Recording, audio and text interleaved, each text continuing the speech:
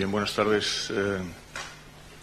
Primero quiero agradecer a los organizadores la amabilidad al volverme a invitar. Ya estuve el año pasado. Como algunos supongo que sabrán, el tema del que nosotros nos ocupamos tiene que ver justamente con esa parte de las publicaciones que están en los índices internacionales. Esto, para todavía grupos importantes de investigadores, sobre todo en ciencias sociales y en humanidades, significa un elemento de exclusión, como algunos de los comentarios esta mañana han vuelto a poner de manifiesto. Pero nosotros, sin embargo, creemos que el hecho de que alguno de los índices internacionales haya llegado a albergar más de 300 revistas españolas, cuando hace ni siquiera 5 años se podían contar las revistas españolas con los dedos de las manos, significa que el panorama ha cambiado considerablemente y que la cantidad de publicaciones y de trabajos, independientemente de cuáles sean las consecuencias que podemos comentar sobre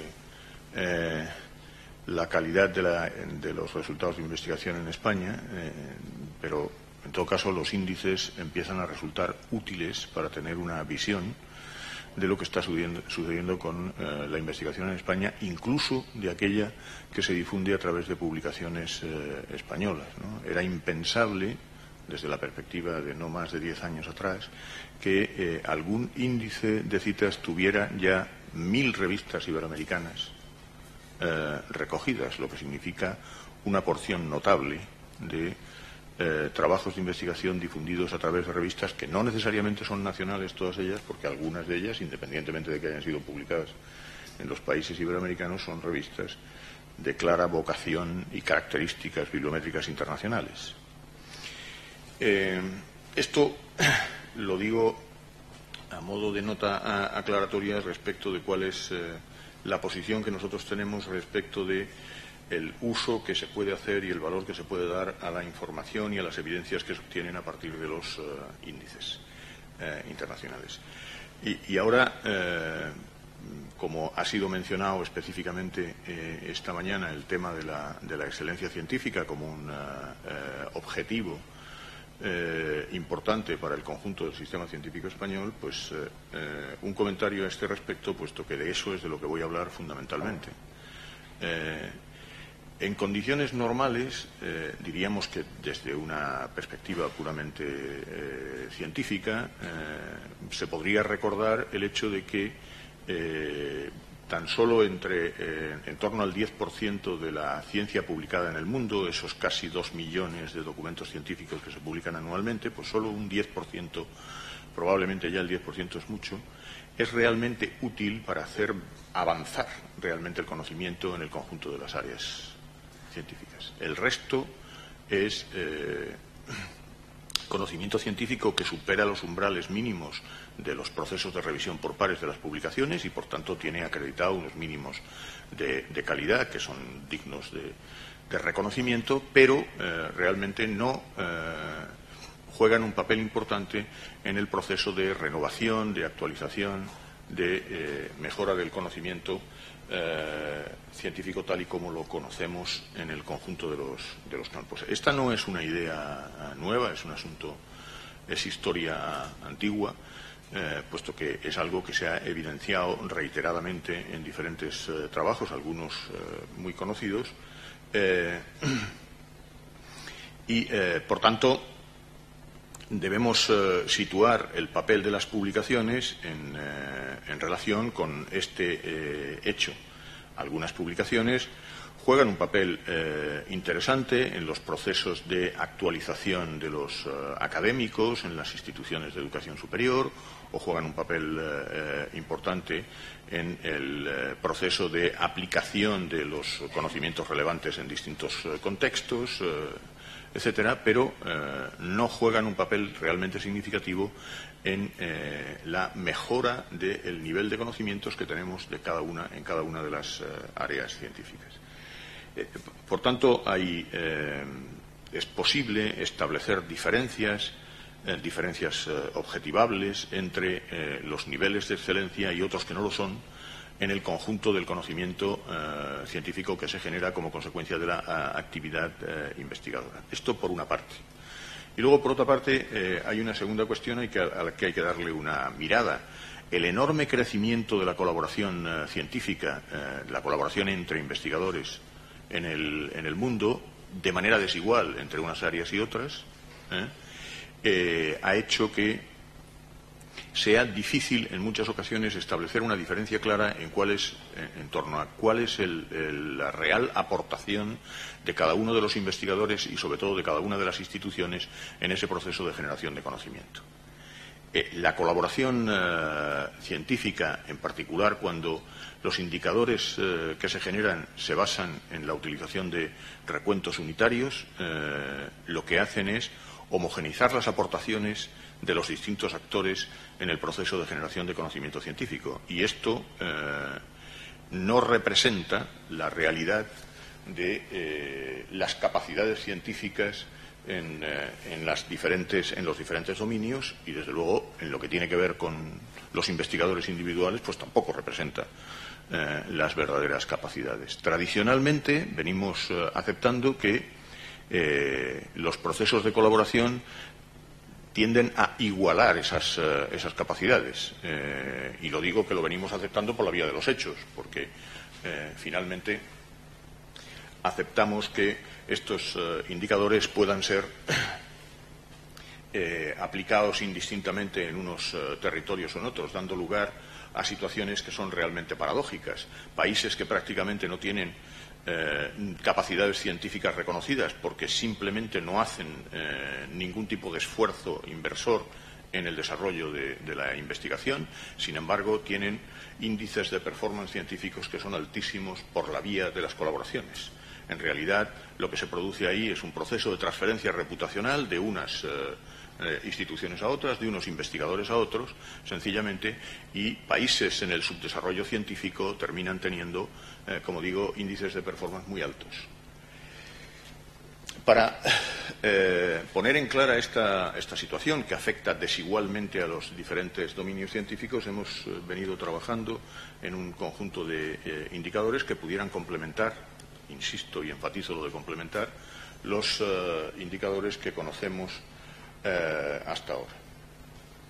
Bueno, no me voy a detener mucho porque no tengo mucho tiempo en los detalles del asunto. Como esta transparencia quedará por ahí en alguna parte, pues se puede leer con más detalle, pero me interesa sobre todo recalcar dos cosas: que el final de este proceso, que es lo que viene justamente en el último punto de la transparencia, el final de este proceso conduce a que podamos generar indicadores que corresponden a diferentes conjuntos de producción dependiendo del carácter que tenga esa producción, desde el total de la producción en la que participan los investigadores de un dominio hasta el conjunto más pequeño, que vendría dado por la producción en la que participan solamente quienes han sido líderes de ese dominio y en el nivel de la excelencia. En medio de eso hay otros conjuntos.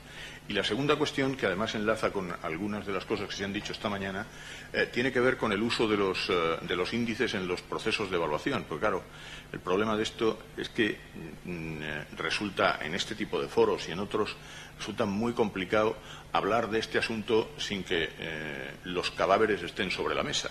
Es decir, nosotros, los directamente afectados por los procesos de evaluación, y evidentemente todas las opiniones están enormemente afectadas porque detrás hay un proceso de evaluación, ahora mucho más, cuando resulta que descubrimos al cabo de los años, lo descubren fundamentalmente los profesores de las universidades, que tener menos tramos significa dar más clases y cosas parecidas, ¿no? Entonces, a estos cadáveres me refiero concretamente. Ya digo que resulta difícil hablar con ecuanimidad de estas cuestiones, pero el uso binario de los índices, es decir, establecer únicamente la distinción de la revista que está en el índice frente a la que no está en el índice, es un uso absolutamente indeseable.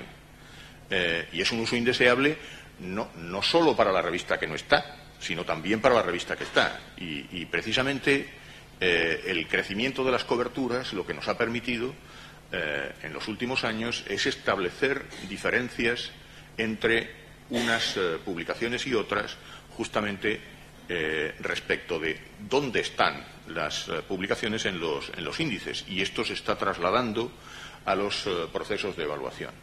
Al final hablaré de cuál es el futuro en este sentido. Para delimitar exactamente estos 4 conjuntos de outputs científicos, voy a basarme en este esquema que me parece que puede aclarar bastante la situación. La producción de un dominio científico, por ejemplo, de esta institución, de la Politécnica de Valencia, está formada por el conjunto de trabajos en los que al menos participa un investigador en cada uno de ellos, un investigador que tiene filiación institucional, la consigna en el documento de esta institución. A eso es a lo que llamamos el output total. No establecemos ninguna distinción entre si eso se produce en trabajos de autor único o en trabajos en colaboración con más o menos instituciones, si ahí hay física de partículas donde aparecen 200 autores o casi todo es de humanidades donde aparece uno solo por artículo, etcétera. A eso es a lo que llamamos recuento unitario. Frente a eso existen alternativas más o menos interesantes que llamamos recuento fraccionado y que podrían dar lugar a una reducción del output en función de la colaboración. Ese output total se divide inmediatamente, lo podemos dividir en 2 conjuntos de documentos, que yo he puesto aquí uno más grande y otro más pequeño porque es lo que suele pasar, pero se puede pensar, por ejemplo, desde la perspectiva de las ciencias sociales o de las humanidades, que justamente los tamaños estarían al contrario, ¿no? Pero lo importante es el concepto. Ahí hay trabajos que tienen uno o varios autores, pero todos son del mismo dominio, es decir, uno o varios autores de esta universidad, y eso formaría parte de lo que he llamado ahí producción exclusiva. Y el resto de la producción habría autores de este dominio y también de otros, nacionales o extranjeros, y a eso llamamos producción participada. Y es muy importante entender que esa producción en colaboración, que llamamos participada, está a su vez dividida en otros conjuntos, porque a esto le podemos aplicar esta anécdota que cuentan los que enseñan gestión para explicar la diferencia entre participar e implicarse, ¿no? El asunto del desayuno inglés, ¿no? El cerdo en el desayuno inglés está implicado y la gallina participa, ¿no? Pues, en cierto modo, en la investigación en colaboración pasa lo mismo, hay participantes implicados, ¿verdad?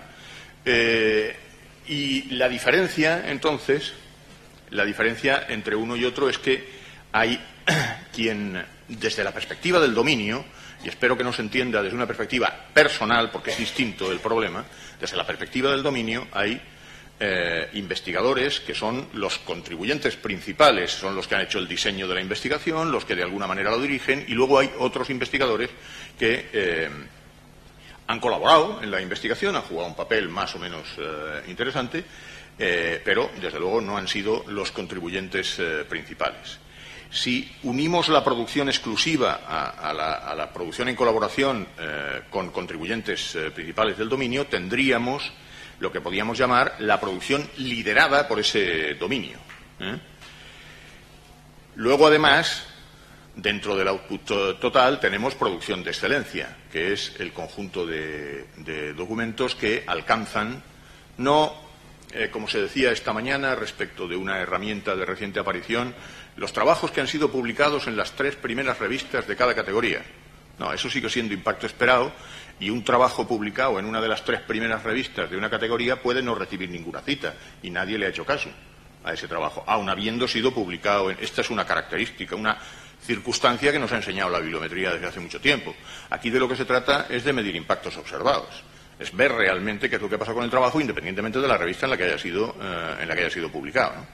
Entonces, si analizamos el problema de la excelencia desde ese punto de vista e identificamos los trabajos que están entre el 10% de trabajos más citados en cada campo, en cada categoría, en las 320, por ejemplo, con las que nosotros trabajamos, pues identificaremos la producción de excelencia de forma no agraviante, porque el que esté trabajando en antropología, en historia o en filología, se le aplicará el criterio del 10% de su área, y al que esté en bioquímica el 10% de la suya. Lo que quiere decir que el umbral, en el caso de la filología, la historia, la antropología, pasados unos años, pues será 2, 3, 4 citas, y en el caso de la bioquímica, la biología celular, la genética, la inmunología o la neurología, pues serán 20, 30 las que correspondan. ¿De acuerdo? Para llegar finalmente a la identificación de ese subconjunto, que es la excelencia conseguida con el liderazgo de los investigadores de la institución de la que estamos hablando. Y este es el proceso. ¿Qué es lo que significa cada una de estas cosas? Bueno, yo he hecho aquí, en la transparencia que sigue, algunos comentarios más para el debate que para otra cosa, ¿no? ¿Qué representa la producción participada? Pues las capacidades científicas relacionales existentes en el dominio científico. Hay investigadores que tienen buenos amigos, se relacionan bien con otros y, por tanto, y son investigadores y se relacionan con motivo de la investigación, no para estar de party permanente, sino con motivo de la investigación. Pero, en todo caso, lo que demuestra esto es que hay capacidades relacionales para desarrollar investigación. Otra cosa distinta es cuando se lidera la investigación. Entonces, el conjunto de producción liderada representa las capacidades científicas genuinas de ese, porque se ponen en juego esas capacidades justamente para conseguir esos resultados. Y cuando aplicamos el concepto de excelencia, pues estamos en presencia del conocimiento que ha tenido más valor en el proceso de generación de nuevo conocimiento. Aquí evito usar términos como calidad del conocimiento y cosas parecidas, porque realmente, o expresiones que podrían dar pie a que se estableciera una confusión entre el uso para la generación de nuevo conocimiento, que esto es evidenciable, y otro tipo de usos de los que no tenemos evidencia. Podremos, con el tiempo, porque ahora la tecnología da facilidades en ese sentido, podremos con el tiempo saber de otros usos, ¿no? Pero en este momento no tenemos otros. Y, por último, el conocimiento más apreciado por la comunidad científica y, al mismo tiempo, que representa capacidades genuinas del dominio, ese sería la producción de excelencia liderada, es el tipo de conocimiento que hay que identificar. Hay que identificarlo tanto desde el punto de vista de la representación de las capacidades más importantes dentro de ese dominio, como desde el punto de vista también de la identificación de los responsables individuales de ese conocimiento de excelencia. Bueno, pues algunos ejemplos. Estos son los indicadores por países de los que he estado hablando. He añadido alguno más para que se puedan poner en relación. Ya sé que son muchos números para verlos aquí así sobre la marcha, pero como no va a dar tiempo a entrar muy a fondo, aunque estoy seguro de que el asunto se planteará después, en las metodologías, de todas maneras, aquí están algunos resultados. Y me gustaría que se pudiera poner de manifiesto alguna paradoja, bueno, al menos para mí es paradoja, sobre estos resultados. España aparece ahí, cuando la ordenamos por output totales, como el 9º país del mundo en producción científica en el periodo 2003-2010. Si esto mismo lo hacemos para el año 2010 exclusivamente, España no es el 9º, sino el 10º, porque nos ha adelantado la India. Pero bueno, esto es lo de menos, es simplemente para fijar una posición.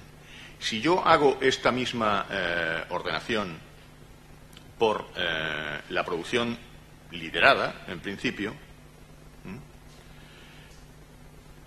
España aparece la número 10. Nosotros tenemos bastante colaboración, y en esa colaboración no siempre somos nosotros los que lideramos los trabajos.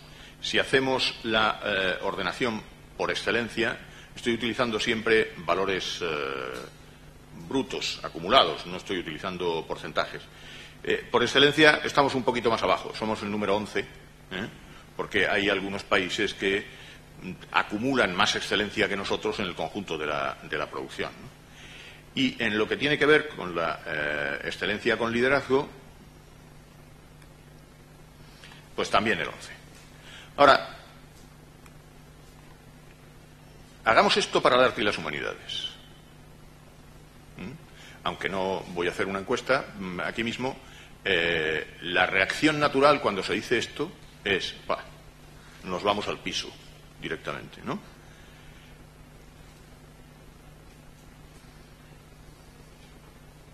El 7. Somos el 7º país del mundo en producción en arte y humanidades, en producción bruta. Y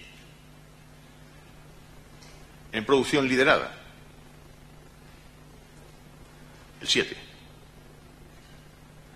Si nosotros comparamos la producción en arte y humanidades que aparece en los índices con la producción que aparece de bioquímica, física, química, etcétera, de las áreas que son realmente potentes, el arte y las humanidades siempre está por encima de todas las demás, en términos relativos. Porque la producción representada en los índices no es muy alta, efectivamente, en términos brutos, no es muy alta.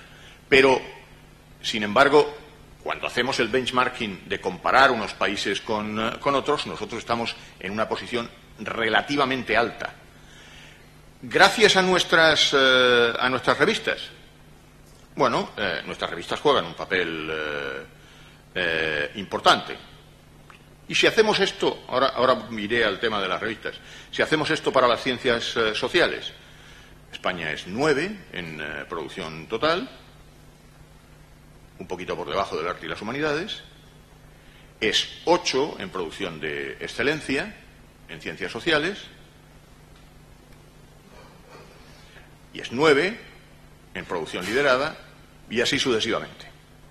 Nuestra posición relativa en las ciencias sociales y en las humanidades es considerablemente mejor que la que hay en muchas ciencias experimentales, por un problema, como digo, de benchmarking, de competitividad entre los países.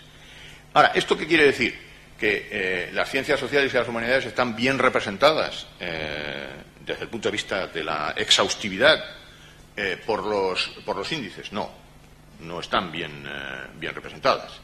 Pero en términos relativos, porque el problema es igual para todos los países, con algunas diferencias, pero es muy parecido para todos los países, en términos relativos, nosotros tenemos una producción relativamente alta. ¿Cómo corresponde a qué? Como corresponde a que tenemos comunidades de investigadores muy numerosas en las áreas de ciencias sociales y de humanidades que empiezan progresivamente a incorporarse a las actividades de publicación con visibilidad internacional. Sin olvidar una cosa, que aquí el problema sigue siendo, para no obcecarnos con el asunto de las revistas, aquí el problema sigue siendo que, según las estadísticas que conocemos, el número de investigadores que como máximo desarrolla actividades con visibilidad internacional regularmente en las universidades, que es de donde procede la mayor parte de la investigación que podemos contabilizar, el número de investigadores oscila entre el 66% en la universidad que más y el 33% en la universidad que menos. Así que el problema mayor lo tenemos en los investigadores que desde el punto de vista de la visibilidad internacional son ágrafos. Desde ese punto de vista. Porque ahí es donde realmente tenemos las carencias más importantes. Entre los investigadores que se han incorporado a las actividades de publicación con visibilidad internacional, la situación que tenemos es esta. Esa es la distribución por cuartiles de la producción desde el año 2003 al año 2010. Y, por cierto, la proporción, el porcentaje de trabajos publicados en el cuarto cuartil ha descendido ligeramente del año 2009 al año 2010. Décimas, pero ha descendido. ¿Esto qué quiere decir? Pues que como tenemos una concentración enorme de revistas españolas, estas son las de cuarto cuartil en las que publicamos, una concentración enorme de revistas de cuarto cuartil españolas, si aumenta excesivamente la producción, la proporción de la producción española en esas revistas de cuarto cuartil, nuestras tasas de excelencia, impacto, etcétera, se verán reducidas considerablemente.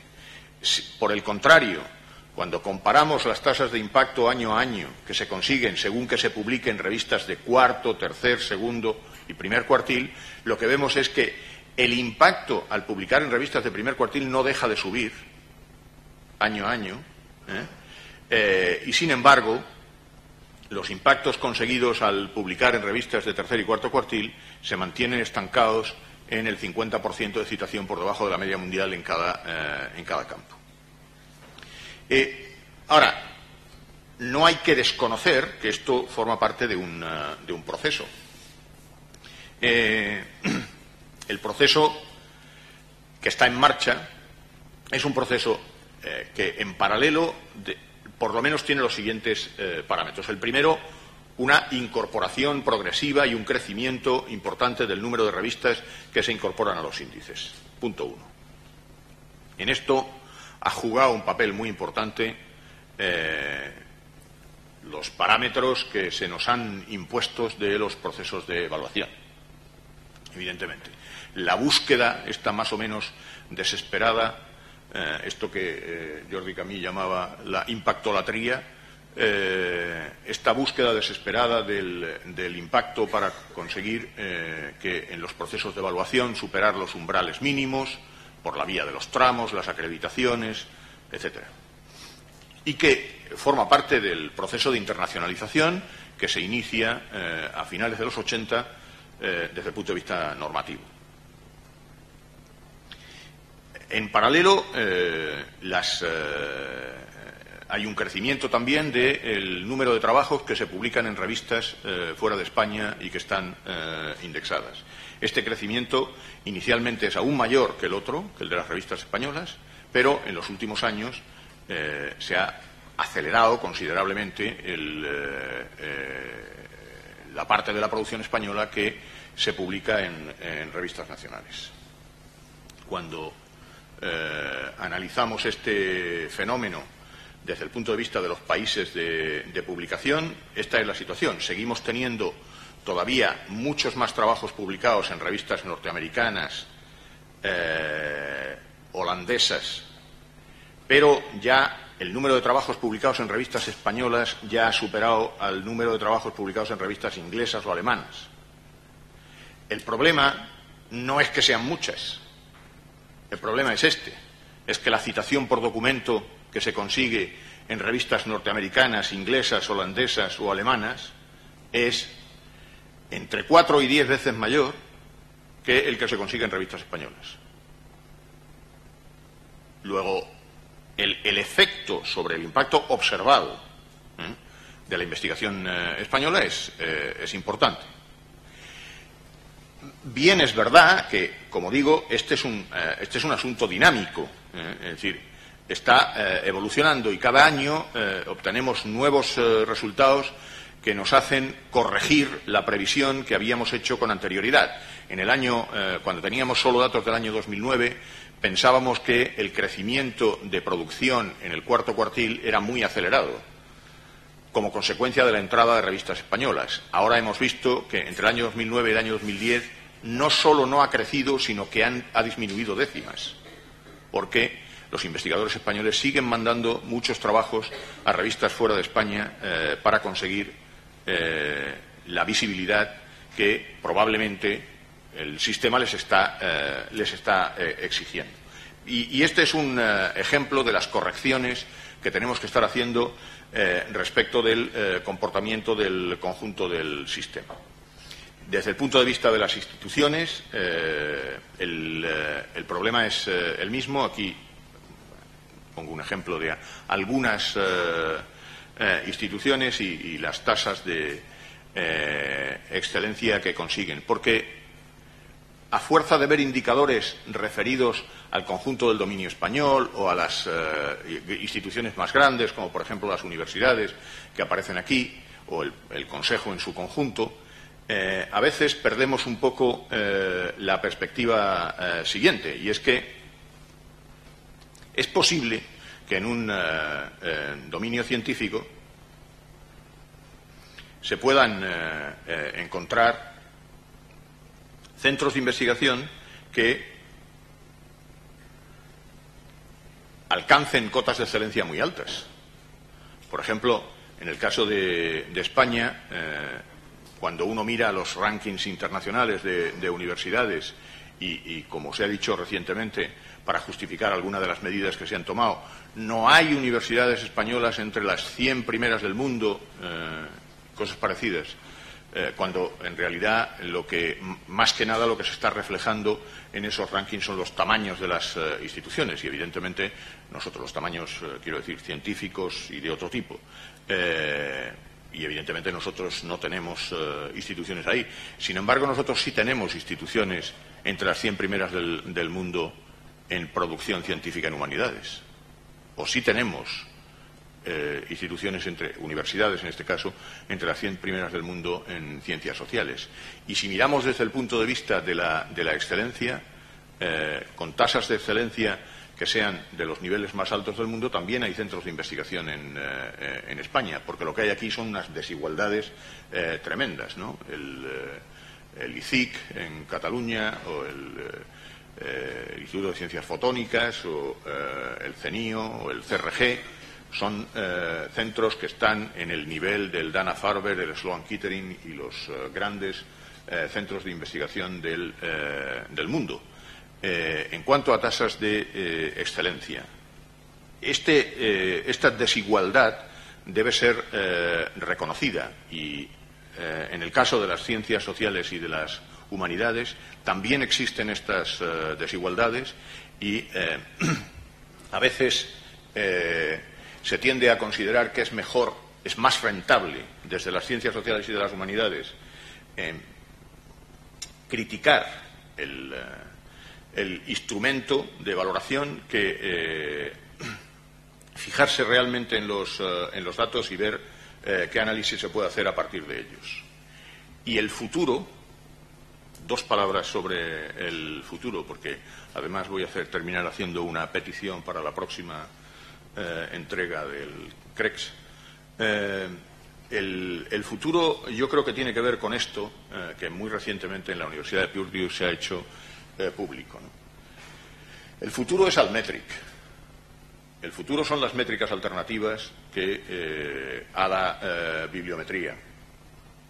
Porque el problema fundamental que tenemos es esto, que el dibujo que obtenemos a partir de la bibliometría es un dibujo que está basado solo en un tipo de personas, la opinión de los académicos, y solo en un tipo de recursos, los artículos académicos. Pero hay otros tipos de usos y otros tipos de usuarios que no están siendo tenidos en cuenta, y hoy día tenemos la posibilidad de considerarlo. Por ejemplo, ¿qué otros usos? Estos usos. Algunos de ellos están al alcance de nuestra mano, otros todavía no tanto. Pero, en todo caso, a lo que estamos obligados es a buscar y a generar métricas a través de no una sola fuente, sino múltiples fuentes a la vez. Y a eso es a lo que deberíamos estar dedicándonos, por lo menos desde el punto de vista de la información. Porque, como dice aquí, a mí me parece que muy acertadamente estamos confundiendo el impacto de la citación con el impacto en general, ¿no?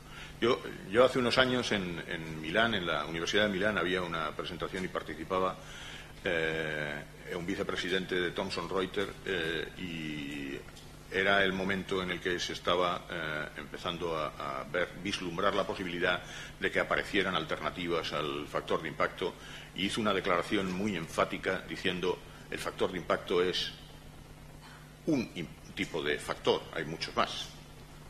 Ellos estaban a punto de lanzar el Airing Factor y poco tiempo después el Elsevier, el SNP y el SJR. Y, bueno, en realidad, con el tema de las fuentes está pasando algo parecido. Tenemos que avanzar, dar un paso más y tratar de integrar diferentes fuentes para generar métricas procedentes de distintos tipos de usos. Y eso es lo que va a dar lugar a la generación de indicadores altmétricos que procederán fundamentalmente de Internet, y sabemos que deben usar muchas de las experiencias que ya se han desarrollado en el mundo de los social media, pero también otras cosas que todavía con las que todavía estamos experimentando. Por eso yo creo que sería bueno que en algún momento empezáramos a hablar de este asunto también, ¿no? De qué manera afecta a las revistas esta nueva corriente altmétrica de la medición de los impactos de las revistas con distintos tipos de usuarios y, desde luego, con unas posibilidades muy diferentes a las tradicionales en lo que tiene que ver con las citas, porque las citas, aparte de que nos llegue el reporte periódico y que nos conduce a la melancolía, viendo que las citas no han llegado, poco más que cruzarse de brazos y esperar cabe hacer, ¿no? Alguna cosa se puede hacer, pero no mucho más, ¿no? Sin embargo, en este otro terreno probablemente hay bastante más margen de maniobra. Muchas gracias.